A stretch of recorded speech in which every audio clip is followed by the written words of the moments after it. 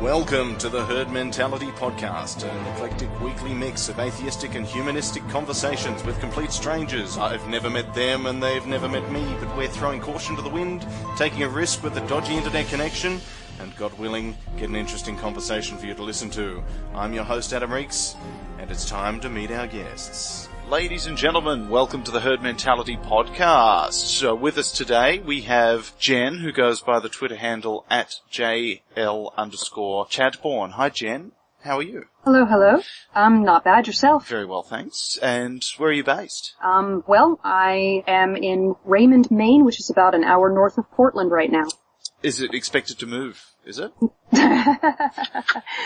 I tell people I'm from Maine, and they always want to know exactly where when I tell them that. So I'm like, okay, if you're in Portland, you go an hour north on Route 302. Okay, so for anyone who wants to track Jen down, off you go. Have a blast. Thank you very much. We also have Michael, who goes by the Twitter handle at Zone Coverage of 3. That's the digit 3. Michael, hello, and where are you from? I'm from the western Chicago suburbs. Sounds really cool. Western Chicago. It's not that cool. Was that a town named after a band? No, it's the other way around. Right, sorry, my mistake. Trap for young players. And we have Bill and Susie, who are both on a single interwebs connection. Turns out they're married. They go by the Twitter handles at Shaper079 and at S for Sam Birri, B-I-R-R-I. Hi, guys. Hi. Oh, good.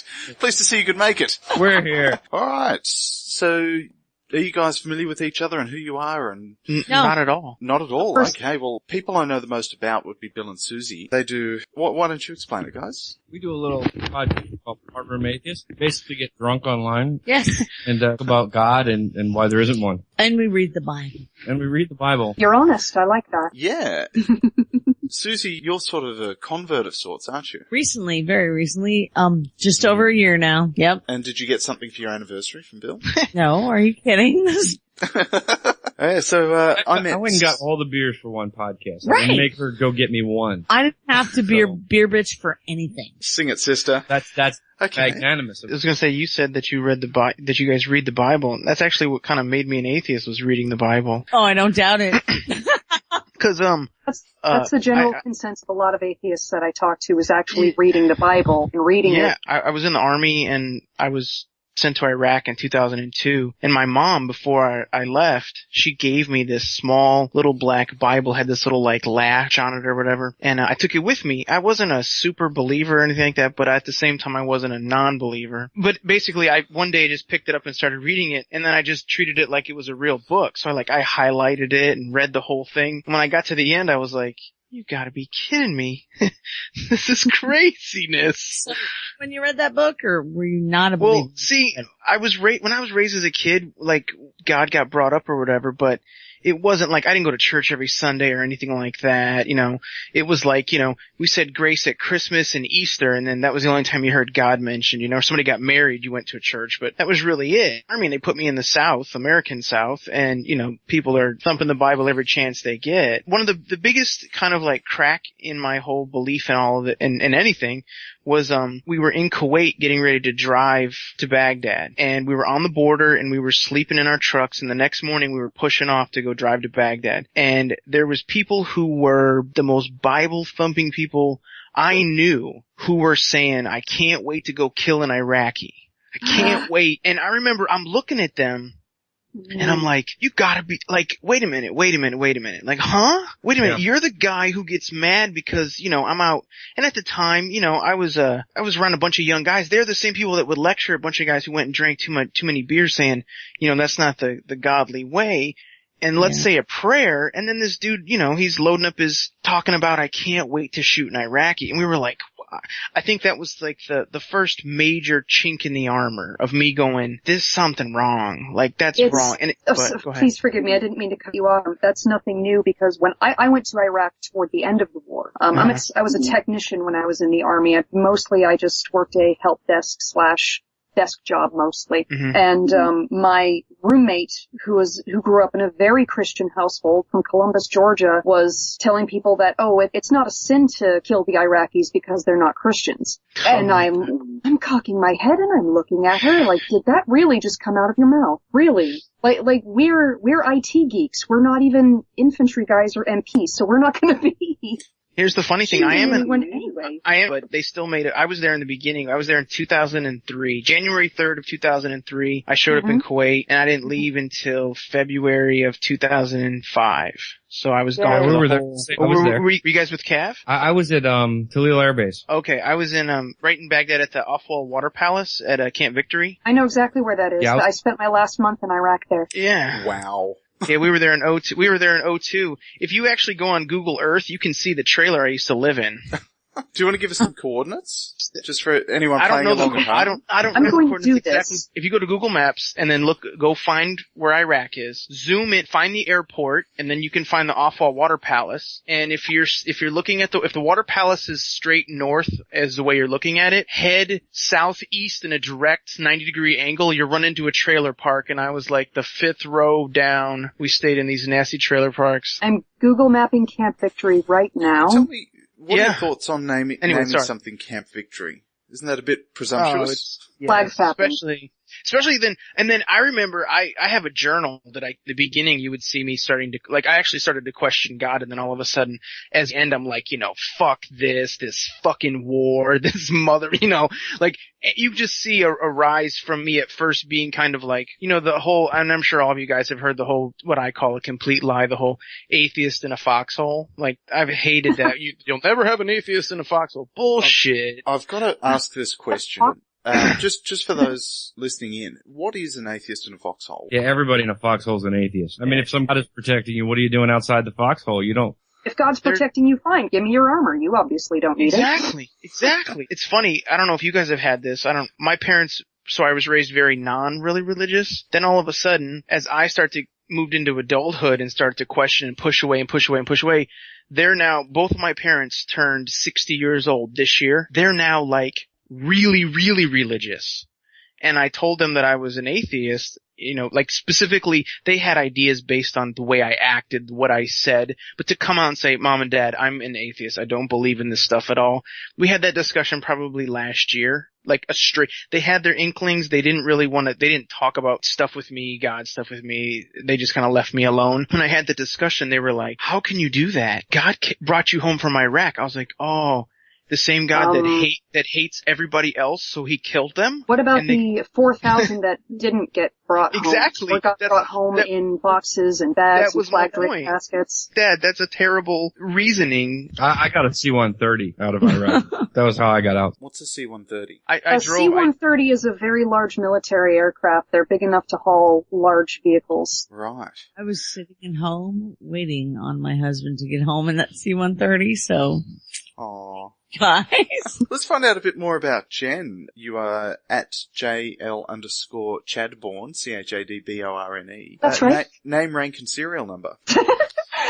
I was in the United States Army, actually until very recently. I got out this year, as a matter of fact, and I enlisted in the Army in 2009, and I spent the majority of my military career in Fort Huachuca, Arizona, which is maybe about 20 minutes north. And within 3 weeks of arriving there, after I graduated my training, I turned in my transference orders to transfer to Arizona. Welcome to Fort Huachuca. Glad to have you. You're going to Iraq in 3 weeks, right? Wow. So I don't even know these people, but somehow everybody magically knows that I'm getting on that plane, except for me. And I thought it was a joke. I thought the guy was trolling me. I really did. So, no, this isn't right. This is a mistake. I entered the Army as a private and left as a specialist, which, as far as terms of name, rank, and serial number, private being the lowest, specialist being just below sergeant. So nothing terribly spectacular. I think it's pretty spectacular that you guys have done some of the stuff you've done. You've been there, you've seen the worst of it. Bill and Susie, a little bit more about you guys. Where did you serve, and did you meet on tour? Kind of. Yeah, kind of. Yeah. Was there a scandal? No. Oh, one of these days I'll break a scandal. I got a scandal Met for you Hawaii. after they're done. Yeah, I knew her in Hawaii. knew each other in Hawaii, but then kind of went our separate ways, and I stayed in, she got out. Yeah. And then we hooked up years later in California. Yeah. Ooh, and now you've got a family. Yeah, we have a blended family. I have a daughter from my previous marriage, and he has 3 sons from his previous marriage, and we just kind of put them together and said, hey, that's great. That's got to be a really good one for that YouTube channel. The guy does Will It Blend? Have you seen those? Where he tries blending will an iPad 4 blend? Kids don't fit in Blender. I've tried. I would have to get incredibly high to consider that entertaining. I'm sorry. Wow. No, terrible. So you met sort of on tour, hooked up years later, and whereabouts have you served, and have you served together? Well, actually, when we met, we were in Hawaii, and that was our last tour together, and Bill stayed in the military. And then I went home to California after I got out, and Bill, strangely enough, got stationed in California. And then we just ended up hooking up together in California. And then, together we went from California to South Carolina to Turkey to New Jersey, and here we are. Yeah. Turkey to New Jersey. It's not next door, is it? Yeah. Wasn't much different. Not actually.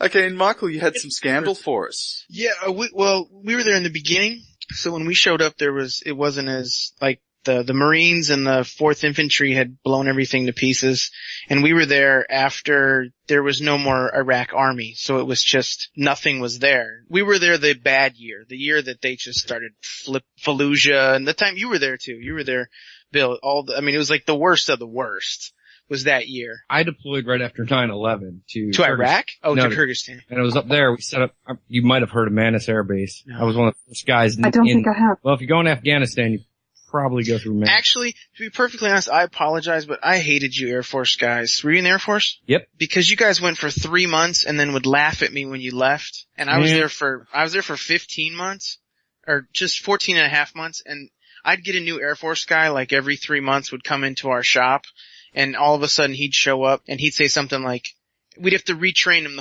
bombs would go off and we wouldn't flinch anymore because we had heard him too many times. He'd just kind of keep walking, and he would be underneath the table, should we run outside? She'd be like, no, it's fine. Don't worry about it. When I was deployed, I noticed that too, is that there would be a klaxon alarm indicating incoming, and it could be on the other side of the base, but all the Air Force personnel are diving behind concrete barriers or hiding behind benches, and I'm smoking a cigarette. What is your problem? Well, it's all the way over there. Just, they're not really painting a good picture of you, Bill. I was in a shortage career field. Oh. I was a contracting guy. I was the acquisition dude. Oh. And yeah, I got back from Manis. I was back 4 months. They said, you're not going again. So it was 6 months at Manis, 7 months there. And I went home and I'm like, good, I'm done. And they flipped me right around and sent me to Iraq. No. Exactly. You're the last guy we're considering for this. I had on a previous show, somebody sent me a message and said, I'd really like you to read my eulogy. I thought, I heard that. He said, wow. He said that'd be really cool to have that when I'm dead. And I said, well, why wait until you die? If you want to have a laugh at it, do it while you're still alive. Send me an email. So he did. I read out all these really obscure place names that I wasn't even sure were real. Tried to brighten it up a bit. Got it out there. You seem pretty happy with the response. He's ex-military as well. Hey, Adam. And AK is Alaska. So I'm told. I did retweet that afterwards. So what's Arkansas then? AR. AR. I used to live there. I'm sorry to hear that. Fayetteville is nice. Anything 20 miles outside of Fayetteville is banjos and hills have eyes. There's a Fayetteville in Arkansas. Come on, guys. I was in Texas, Fort Hood, Texas, Killeen, Texas, smack dab in the middle of Redneckistan. Wow. It sounds like you guys are doing it tougher on home soil. You go away to get shot at just for a break. No. While I'm sitting at my parents' 2-floor beach house here in Maine, toughing out a little bit of rain, woe is me. So guys, how did the locals view you in your respective fields and positions when you were on deployment? Go with Bill and Susie. Different for every place I went. I gotta be honest with you, going to Kyrgyzstan was the neatest deployment I had as far as the locals go, because that's a former Soviet republic, and I'm going to date myself, but but I had been in the Air Force since 1988. Those were the enemy. It's actually like, I'm having lunch with guys who were in the Soviet Air Force, and we're hanging out and we're swapping stories, and it's neat. In Iraq, the locals, I don't know, some are great, some creep me out. You never know who's up to what there. Exactly. And Susie? When I was actually in the Air Force, I didn't really go anywhere. I pretty much, the most overseas deployment I had was to Hawaii. I didn't deploy. That's a rough one, too. Yeah, that was. That's where you turn up for work and they give you a drink and a coconut. You gotta understand. They introduce you, like meet this guy and he's like career Air Force like guy, and you go, oh, he's really cool. And then you go like, hey, I could get out of the Air Force and get all the cool benefits that come with being in the Air Force, but not actually have to deal with all the bullshit. That would be how I volunteered What does that make you, like a blue digger? Oh, gold digger. Yes, it does. I was a blue digger. Terrible. I decided that I would get out of the Air Force because me and the Air Force didn't quite see eye to eye. And then I met Bill and I was like, okay, I'll do the Air Force dependent. Yeah, and then we were living in sin and base housing for a while. Yes. Yeah, that was a problem. Yes. You got to be a part of the FRG. Oh man, I got called into the sheriff's office and the commander because I had a woman living at my house. Oh no. Yeah. Ooh. I mean, they I got told lectured me, on the morality of it. They actually told me right. that I could live there anymore. They kicked me out of base housing. See, cause we were unmarried. Yeah, I was hit with hard times, and I didn't have any place to go. So Bill said, come here, I'll take care of you. And he offered to take me in, and he took me in, and then the Air Force said, oh no, get rid of her. Yeah. So I was going to hit you up, Jen. What sort of locals did you interact with when you were over there? Did you meet any atheists? Some people know Wiccans. The Earth-based neo-pagans have had kind of their own interesting love-hate relationship with the military over the course of a decade or so. So I did meet a few atheists, a few other non-believers here and there, but I guess at the time I had my own kind of cognitive dissonance going on, as in I literally believe in fairies and yet I'm over here in a war zone where people are dying. Now, I don't think it was the nature of my job within the military, because I was in a communications job and a technical job, that they would normally ask someone like me to go out on any sort of a patrol or go across the wire or over the wire, basically on the outside of the perimeter. So I would have loved to. But you didn't leave at all? You didn't have to go on runs or pick up mail or do anything like that?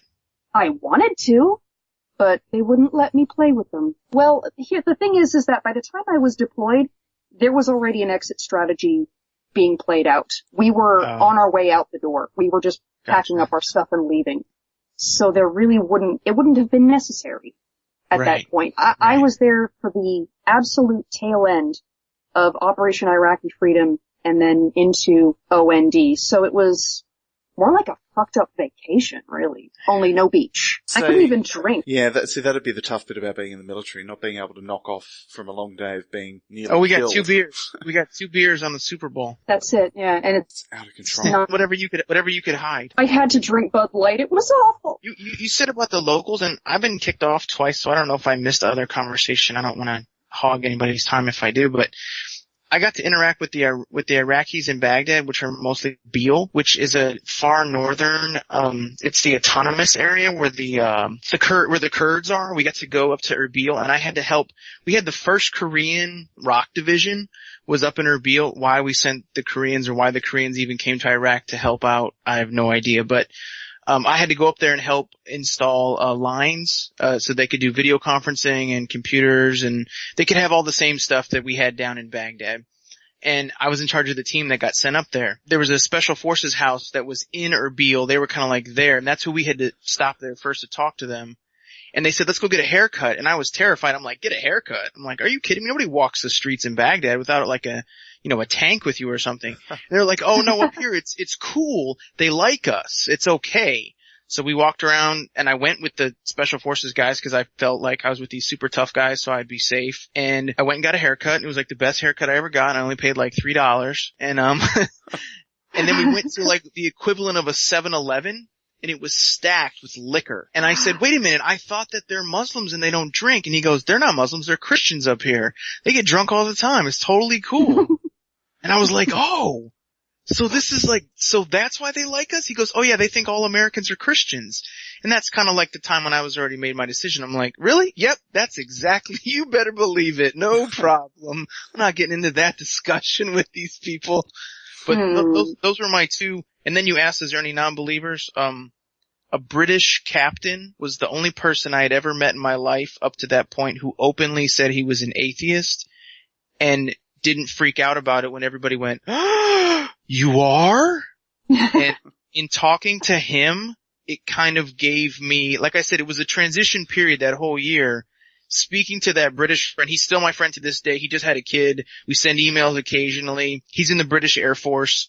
But he sat behind me and I was asking questions to different people, the chaplain. I even went and talked to this crazy chaplain who was like, oh, the Lord is there, da-da-da-da. And I'm like, was the Lord there for those guys that got killed yesterday? Well, you can't understand the way the Lord thinks. Anyways, I had this captain who cut through the bullshit and said 60% of England doesn't believe in it. And I'm like, 60%? I was ignorant to the fact or even having an idea like that. Wow. Yeah. And Aussies were there too, and they were super cool, and they taught me all about Australian rules football and rugby. Ugh. Well, my opinion on that sort of stuff is I just can't understand why 24 grown rapists would want to collide with each other in a paddock, jump in a cab, get absolutely smashed, and go home and punch up their girlfriends. It seems to be... Okay, I thought we were still talking about the army. Well, there's been a lot of that going on as well. I mean, did you guys always feel safe where you were? Oh, hell no. Really, Jen? I'm going to be completely honest. Of course not. There were times where, when you join, being a female soldier, in the army at least, I can't speak for the Air Force, and I can't speak for all female soldiers. I can only really speak for my own personal experience. Literally from day one in basic training, they drill in your head, sexual harassment is not okay, sexual assault is clearly not okay, there are rules against this, but they don't give a shit. They tell you it's against the rules, but they don't give a shit. And so, what I would do if I had to go somewhere downrange is I would find a friend to come with me. Safety in numbers. I believe in the American military the term is battle buddy. It sounds kind of hokey, but yeah, safety in numbers, you go out as a group and, it's kind of fun to go out with friends anyway and it keeps your morale up, but there is safety in numbers. But of course, shit does happen. We're seeing it. I'm seeing it constantly on the news here in the United States. There are senators that are getting involved in trying to put tougher rules on prosecuting sex crimes within the entirety of the military. And good, I can't believe it took them this long. Okay. The one thing I have to say to that is, and I agree with you, any type of violence against women, I am completely against that. I'm not endorsing that. But I think sometimes when I hear senators getting involved, they're a little hypocritical. The rules were lowered to go fight these wars, and they let anybody in the last probably decade. It used to be, when I joined in 1997 was when I first joined, and I got out in 2005. In 1997, you had to have a high school, they only let in like 0.3% who didn't have a high school diploma. You couldn't have tattoos on your neck. You couldn't have any of this. From 2001 to the day I got out, I saw all kinds of things that were allowed. They let killers in. They let people who were out of their mind in because they needed the bodies. They needed people. And then they take those people, let them loose in how many years now, and then when they come back to the States and they self-destruct and they act crazy or they do stupid things or they have violence against women, and now Senator wants to get up and talk about why is this happening in our military? Because you made crazy people more crazy and then let them loose into society. And I agree with you completely, and I've seen not justifying their actions. Too. I'm not justifying their actions, but my point is, what did you think would happen? Where was this senator talking prior to sending, there was a guy that was in my unit. He was 20 years old. He turned 20 when we were in Iraq. He had joined the army in 2000, right after 9/11. He finished basic training and got sent to the invasion of Iraq with Fort Stewart, Georgia. He left Fort Stewart, Georgia. They gave him his orders. His orders were to go to Fort Hood. The rule was you couldn't go back to back. But he left and went from one unit to another. So he had been in the army a total of 36 months. In 30 months he had been at war. What type of adjusted human being is he gonna be when from 18 and a half to 36 months he was in a war zone environment? He's not gonna be normal.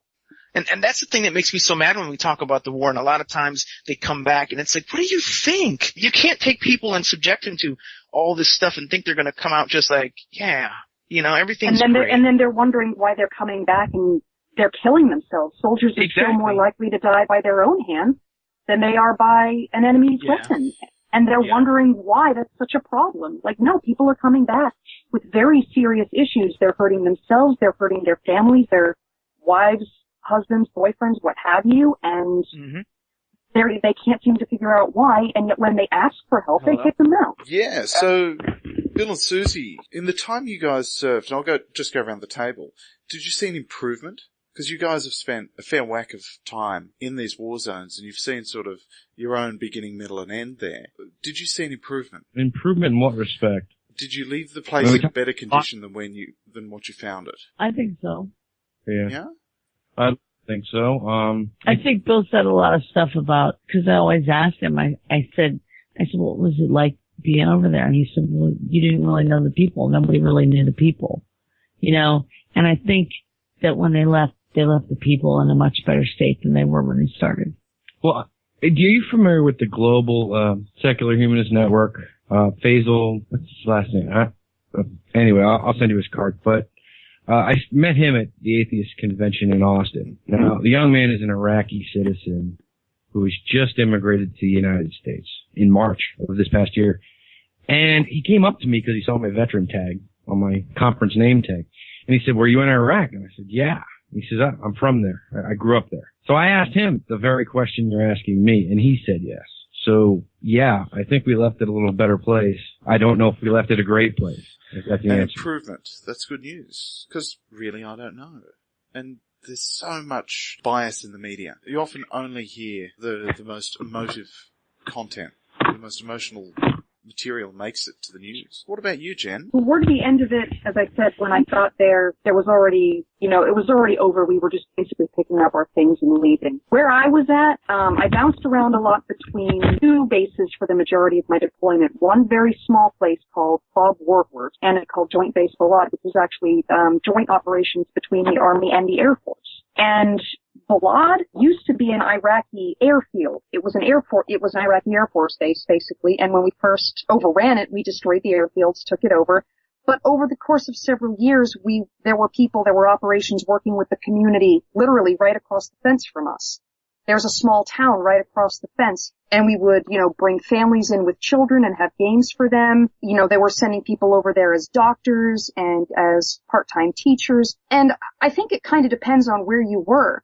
Because perhaps the area outside of Joint Base Balad, as far as I could tell, there were some significant improvements. It's a fully functioning town and city with streetlights and plumbing and everything. But outside of Warhorse, I honestly can't say. I'm standing on one side of the fence and I'm only looking across. They wouldn't really let me go anywhere. But anecdotally, you would say yes. Maybe I'm just a bit optimistic. I would like to think that some good came out of this for the Iraqis, but maybe I'm also just cynical in that, there's always going to be violence in the Middle East.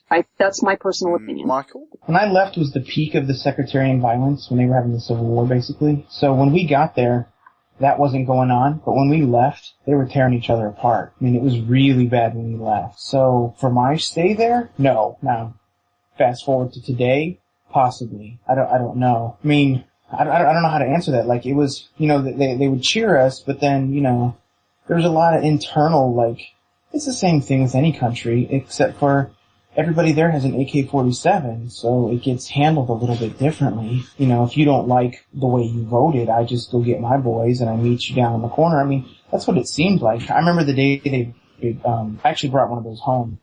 Their voting card or whatever, and they had to put their thumb on it. It was a big deal, but we had to guard every place that they voted. And then, there was still people trying to blow people up. So I would say, for my situation, no. It was worse when we left. But looking at it in the bigger picture. It got better later. Yeah. Yeah. The bigger picture? Yeah, Saddam was a terrible guy. I mean, he was not a good person. He was running that place, like a crazy person does. Their infrastructure is still messed up, but... Well, it's hopefully getting better and better by the day to a point where they can begin sustaining themselves. But how do you guys think the atheism separate some of that, like, I understand that's a very religious, that gets in the way, like, a lot. Like, if they could get that, like, you know, I mean, I think it gets in the way in America too, but it's at least, not so dominant. My husband and I watched very recently, there was the BBC put this out, there was a man from the UK whose son was killed in the Iraq conflict. And he took a trip to Iraq, to where the base used to be. The base where his own son was killed, and he's talking with a translator to all these local Iraqis and saying, well, you know, all these waterways that were built, aren't you getting any sort of a benefit from that? You know, my son's team helped build that. And sheiks and warlords move in, and they claim it as territory, and so like, oh, here's this, or I can exert power over the people by charging them for it, or they need my permission to use. So it's kind of a kick in the balls to see all of your hard work just go to pot, so to speak. As in like, hey, look what we did for oh, yeah, now look what they're doing to it. Wonderful. Awesome. They're still looking for ways to fuck each other over. And that might not necessarily be the same all around. I mean, from what I could see of the area outside of where I was stationed the first time around in Joint Base Balad, things actually looked like they had improved with real street lights and roads and relatively safe, but it could just be that area, you know? The thing about a place like Iraq is that it's not just this small, isolated country. There are whole cultures and groups and tribes that live there, and they're all going to do their own thing, is the really hard part to say, well, are things better overall when you've got all these people who are saying define better, you know? Guys, get out your imagination hats just for a minute. How would some of these things have played out if there were more atheists involved? Bill and Susie. I didn't find Iraq that religious because, you know, a couple of years prior to that, I had spent half a year in Saudi. And let me tell you, you don't get more religious than Riyadh. Well, maybe Mecca, but we weren't allowed to go there. I don't know that it would have played out that differently. Saddam Hussein was not a religious leader as far as Iraq goes. He just wasn't. We probably wouldn't have been in there because the towers wouldn't have fell. That was a religious attack. But Saddam Hussein wasn't a religious guy. I mean, no, but when he left, that's when all the religion popped up. Right. Yeah, so, you know, I mean, I know we did a good thing because he was a bad guy. But, yeah, he kind of kept it in check. He's a terrible guy, and I know that because I've seen Hot Shots too. Absolutely.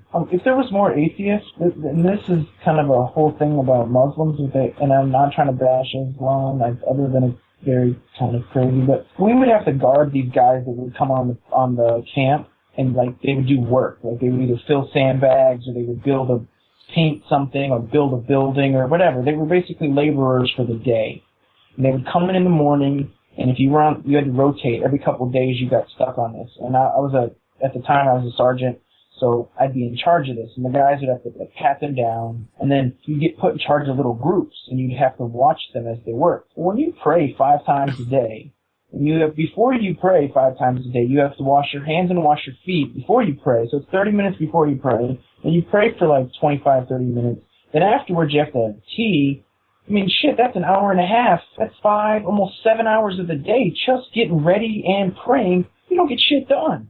It takes you forever to get anything done. So if they could get rid of that and have more atheists in there, they could probably do a lot more stuff. If there wasn't oil to make money in the Middle East, I don't know if they'd ever get anything done. Inshallah. Interesting to hear firsthand. Hey, has anybody got anything they'd like to plug or something really important that they'd like to touch upon? Jen? I've already mentioned a subject near and dear to my heart, having been deployed, the issue with the American military's grossly inappropriate, in my opinion, lack of handling on sexual assault and harassment cases within the military. It's very interesting to watch, now that I'm out, actually, to sit back and watch the direction that this is taking, because I'm sitting back and I'm watching Senator Gillibrand and other groups and interests say their piece, saying, no, this isn't enough. No, we need to take stricter measures, and I want to just shout at these people. But when you ask the question to put my imagination hat on, so to speak, if things would be better if there were more atheists in the military, yeah, actually, I think, A, we wouldn't have been in Iraq in the first place, B, that I was in a communications unit that didn't seem to communicate at all, and I think if you have an organization where there are like-minded but honest people, you're better at doing your job, and when you're better at doing your job, the job actually gets done. So I think if there were more non-believers or more critical thinkers at the absolute least doing this job, not only would the job get done, but nobody would get hurt doing it. I mean, if you need to be trained that it is not okay to hurt someone wearing the same uniform that you are, you shouldn't be in the Army. As I said, this is kind of close to my heart. All right. Well, how could people help or read up more about it? Where would you go? That's just it. There's just so many people that are just now coming out for the military and how they handle things. Is that there are some people who are making a case that if a soldier harms another soldier, maybe a commanding officer shouldn't be the one to handle it. Maybe there needs to be some sort of an internal committee or another organization that steps in and says, no, we will investigate this and take this from here. Because, there are some commanding officers that don't think this is a problem. There are some people that you can look them dead in the face and tell them this person tried to hurt me, and they will not do anything. I had a debate with somebody on this on Twitter recently, and I don't think I communicated my point clearly enough, because we were talking about in what circumstance should you believe somebody has been a victim, where the line is drawn between, say, writing a blog post and putting it up and saying, this happened to me, and whether or not you should go to the police and file a report and do everything through the books. It's a tough topic because, A, I'm not really in the percentile of people who are likely to become victims in the way you describe. But it's something... Well, it does happen to men too, is the thing. A lot of people, when they talk about military sexual assault, they think about women, but it does happen to men too. They are just less likely to report it. So what's the solution? Traditionally, a commanding officer has been designated the appropriate position to handle such investigations, and given my experience, this should absolutely not be the case. I mean, whether they want to do the right thing and just can't, or whether they honestly don't give a shit. Well, if it reflects badly Some of them on their really record, then of course they're compelled. it does. I mean, they have very little to lose just by brushing it under the covers. But there's also the aspect that some of these people are ROTC graduates who, went to college on the Army's dime to get a degree. They're not really trained to handle that sort of thing. I think that it should be somebody else's job, because they say if something happens, report it. We need to handle it. We need to take care of it. But when you do that, when you do exactly that and nothing gets done, you're squealing your tires. Who do you go to? If you've been in a situation where you've already gone to your chain of command and nothing is happening, no one's following up with you, and nothing's happening, you go to the MPs, nothing seems to be happening. Where do you go? Well, unfortunately, I don't have the answers for that. Wish I did. Okay, Michael, have you got any final thoughts? No, I want to thank you for letting me on. I followed you since the beginning when I've listened to all your podcasts and follow you on Twitter. I do think that, although I am an atheist, I don't think that's my main focus on Twitter or my blog. I don't exclusively tweet or blog about atheism, but I do follow a lot of you guys on Twitter. And about zone coverage of 3, because I have 3 kids and there's only me and my wife, so we can't play man-to-man. We play zone coverage because we're always outnumbered. I usually just kind of blog about, life. One of the best podcasts you ever had was the parenting, atheist parenting. Deal with that. I get a lot of people commenting on that, and it's sort of the one that I paid the least amount of attention to because it has so little to do with me. You said you didn't have, you kept saying, you don't have any kids and you're not, how do you do this? And it's one of those things that it drew me in, like, oh man, because that has been, it's almost, I would say, in the beginning, and you've helped just by hearing other people talk about this. This isn't necessarily not a mainstream thing. I want to thank, like Ricky Gervais, he's in everybody's homes, and then all of a sudden he comes out and says, he said it for a long time, but it put a face to atheism that, look, I'm an okay person. I'm not bad. I'm still funny. You still laugh at my jokes. You still like me. Yeah. But I believe this way. And I don't think there was that before. I don't think that was as mainstream, this idea of that. And if it was, maybe I wasn't paying attention. Yeah. Everyone's got their own sort of different brand of atheism, and I'm aiming for something that's quite neutral. And for that reason, I don't have the word athist in my podcast. That's true. This is very true. Yeah. So, and I think sometimes some of the guys on Twitter, though, I think it almost gets, maybe they're getting a little dogmatic as well. They're like bashing in the head this, atheist. It's like, dude, calm down. You have to be doing something else in your life. Something. And you add humor, like a lot of times. you add humor, and you just crack me up with some of your jokes that I see on Twitter. Oh, I'm pleased to see someone's getting a giggle out of it. That's just a few. Thank you very much. And if we were to track down your blog, how would we go about that? It's just zone coverage of 3 at blogspot.com. That sounds like an email address. Oh, okay. So zonecoverage3.blogspot.com. Yeah, .blogspot.com. Gotcha. All right. And Bill and Susie, have you got any final thoughts you'd like to chuck in? I would like to shamelessly blog my podcast. Please do. Say, please listen to Barroom Atheist. We're on iTunes and Stitcher and Podbean, and we have a Facebook page, Barroom Atheist. Or use the Google machine. Yeah, that'll work too. Where you can please like us on Facebook. Yes, type something into the electric interwebs. The internet. And Bill and Susie, I actually found out about your podcast because you had Gamma Atheist on episode 6. And I keep raving about it. That episode 6, that really captured my imagination in terms of what you can do with philosophy and entertainment. I think that was so cool. So go and check out the Barroom Atheists. We're recording 11 tomorrow. It's going to be a rather angry episode, but we have a faith healing issue here in Philadelphia. Right. We got a couple, and they just decided that yes, they're going to be charged with murder because their second child has died. I heard about that. Those people. As did I. Yeah, that's local to us. I mean, that's that's here. That's us. so we're hitting that. We're hitting that on our next episode. So yeah, it'll be I don't know if it'll be as much fun, but sometimes there's a time to get drunk and angry, and that's what we do. And also we're doing the Joshua, so it kind of fits in. Baby killing. They're still at it. That's the theme. I don't know what Joshua's about. I'm about to learn. Real quick before you guys before you close down, when you said about the faith healing and stuff like that, it made me think of this when people, especially Christians, like to run out and say like, well, God's all in the Constitution and all this, and you put your hand on a Bible before you go to court and everything, and I thought, how come no one can claim, well, God told me to do it, and that not be a legitimate defense? Well, wait a minute. Because they think they're crazy. Actually, exactly. And I'm going to cover this when I record tomorrow, but in Pennsylvania you can. What? Okay, not to murder. Has anybody ever got, why not? In 35 states, cannot be charged with child abuse for religious reasons. There's a whole statute Get me? thing. Oh my These people who killed their kids until the child died, they hadn't committed a crime. Wow. Really? Yeah. Gamma Atheist raises the topic of selective rules. So a different set of rules can be applied to a religious childcare centre that can be applied to a state-run childcare centre. Exactly. So, there's for example, you don't need to use what's a good example? Some states you don't need a license to run a religious childcare center. There's no inspections. And then that turns into sort of Castro's basement. Well, it can. I mean, they could also be running a fine daycare center and there's no problem. But the problem is nobody knows. There's no oversight. Well, the NSA keeps an eye on things, don't they? Yeah. Exactly. No.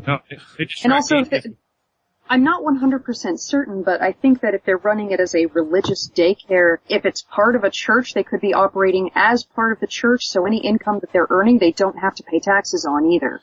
So it's more profitable to be a religious childcare centre. Depending on what state you live in. I get so angry about, there's a street by my house, there's a giant mega church, super mega church, and they hire off-duty sheriff deputies to be the traffic control on Sundays because they have so many people that go to this church. Are there no private security firms? Wait. Well, they can pay these guys on their off duty. The problem is they're in the uniform provided by our tax dollars that buys that uniform and all that stuff.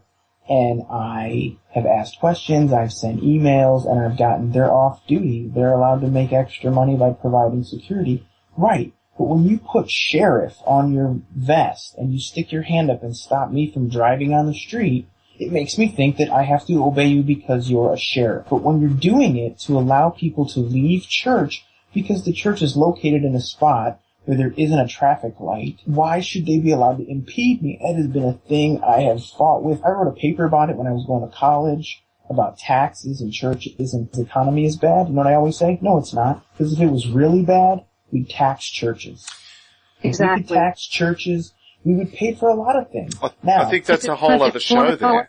It is a whole other, I'd love to be on it. I wrote a paper about it for school. I have a whole thing about how churches we could not get out of debt, but we could do a whole lot more if we could just tax churches. Absolutely. So thank you guys. We've had Jen, who's at JL_Chadbourne. We've had Michael, who is at Zone Coverage of 3, and Bill and Susie, who are at Shaper079 and at SBeery.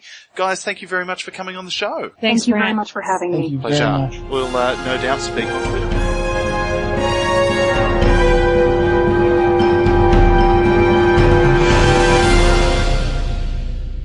Good afternoon, beard fans. Yeah. I thought it was going to be tough up here on stage, and then I realised how excruciating it's going to be for you guys for the next 5 minutes. In fact, someone said to me just before we came on, the two hardest things you can do professionally are stand-up comedy and prostitution. So if it goes as badly today as I expect it will, at least I've still got something to make the ladies giggle. Anyone here on Facebook? No? Deafening silence? All You're all on Facebook, don't lie, but please check in and make me look more popular than I really am.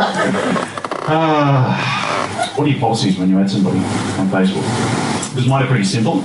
Your profile pic should be of you, and only you, not your fully sick Holden Commodore, not you with a hotter friend, that's cheating, and categorically not a photo of your child, unborn or otherwise.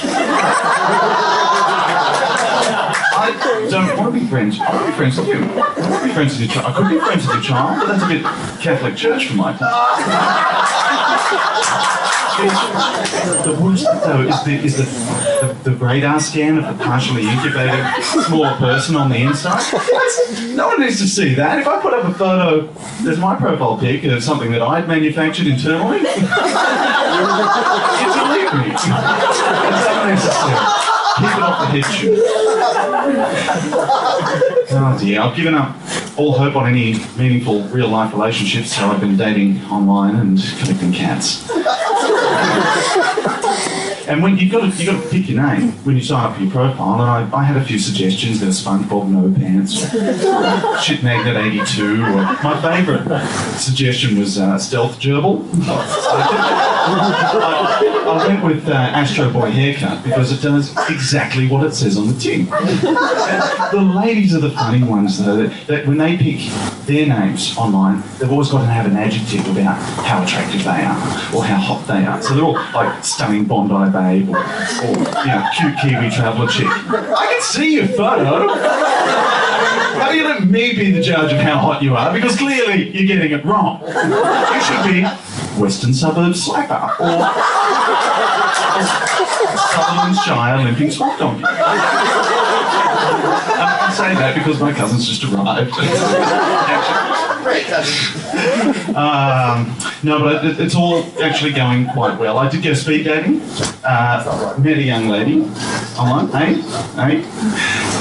Went back to her place, subjected her to some speed lovemaking.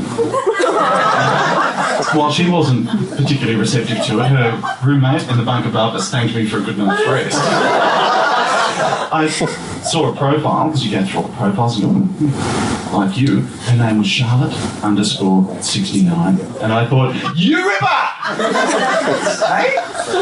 I went out for a coffee with her. Turns out people lie on the internet. She wasn't 69 years old at all. She was 25 and hot. So I chose not to sleep with her out of principle. Let me ask you a baffling question. If you met a girl online and her name was lonelygirl_037, would you go on a date with her if you knew that there were 36 other lonelier girls before her? I'm going to cue them. Now, you're all sitting there wondering how such a dashingly handsome gentleman could possibly still be single. So let me give you a few tips on how I'd do it. Never go out on a date with a girl who has a black and white profile pic because she's certain to be fluorescent orange in real life.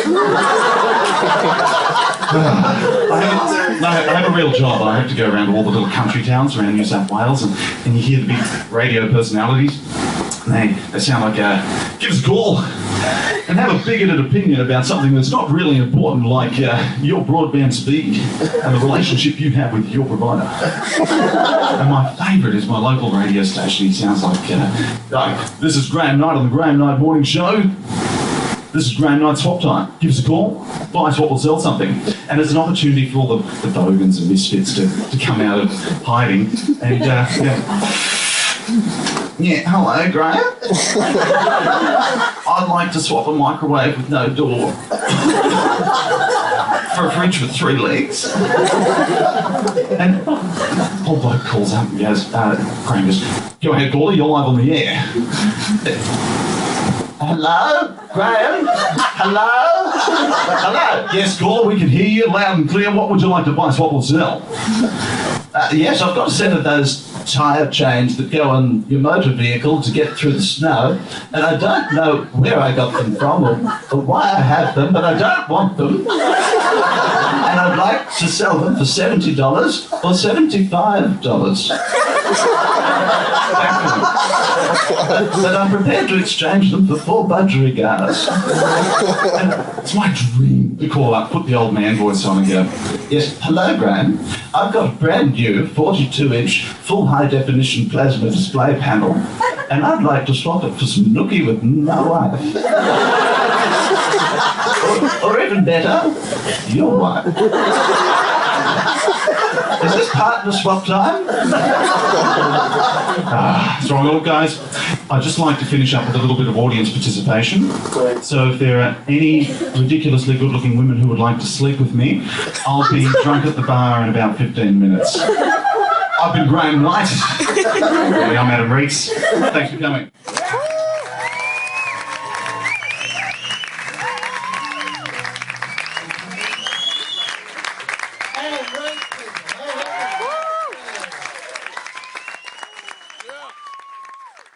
Thank you for listening to the Herd Mentality podcast and putting up with some terrible audio quality. Please take 2 minutes to visit herdmentalitypodcast.com and chip in $2 a month to help support the show. You'll find it under the support tab. While you're there, check out the gallery of pictures that @DominicVFX has put together that shows proof that I've spent time with Deepak and Ray Comfort. Deepak Comfort, masters of the universe.